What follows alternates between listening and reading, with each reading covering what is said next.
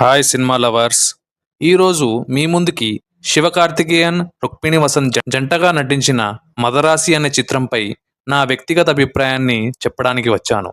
ఈ మదరాసి అనే సినిమా కథలోకి వెళ్తే, ప్రశాంతంగా ఉండే తమిళనాడు అనే రాష్ట్రాన్ని మరియు రాష్ట్రంలోని యువతని గన్ కల్చర్ని అలవాటు చేయాలని చూస్తున్న ఒక గ్యాంగ్ని తమిళనాడు పోలీసులు ఎలా పట్టుకున్నారు, వారిని పట్టుకోవడంలో హీరో ఎలా సహాయపడ్డాడు అనేది చూసి ఆనందించాల్సిందే.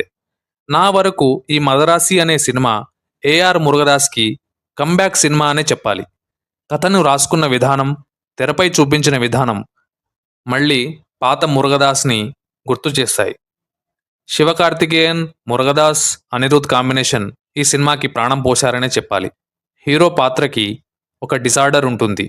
ఆ డిసార్డర్ ఎందుకు వచ్చింది, ఎలా వచ్చింది అని చూపించిన బ్యాక్ స్టోరీ బాగుంది. అనిరుద్ అందించిన సాంగ్స్, బీజిఎం బాగున్నాయి. సినిమాటోగ్రఫీ బాగుంది. శివకార్తికేయన్ నటన చాలా బాగుంది. రుక్మిణి వసంత్ తన పాత్రకి న్యాయం చేసింది. ఈ సినిమాలో నాకు బాగా నచ్చిన క్యారెక్టర్ ఏంటంటే విద్యుత్ జామ్వాల్ పాత్ర.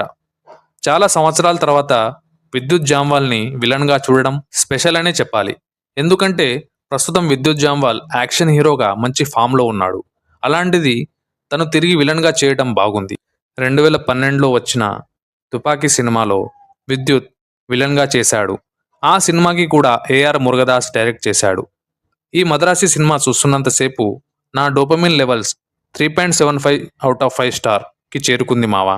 ఈ మద్రాసి సినిమా ప్రస్తుతం అమెజాన్ ప్రైమ్లో స్ట్రీమ్ అవుతోంది. మీరు మీ ఫ్యామిలీ మరియు ఫ్రెండ్స్తో ఈ సినిమాని చూసి ఆనందించండి. నా ఎక్స్ప్లెనేషన్ మరియు వీడియో కనుక నచ్చినట్లయితే వీడియోను లైక్ చేయండి, షేర్ చేయండి. గోకుల్ వైబ్స్ అనే ఈ యూట్యూబ్ ఛానల్ని సబ్స్క్రైబ్ చేసుకుని మీ సపోర్ట్ని అందించండి. అలాగే మీ విలువైన అభిప్రాయాన్ని కామెంట్స్ రూపంలో తెలియజేయండి. జై హింద్.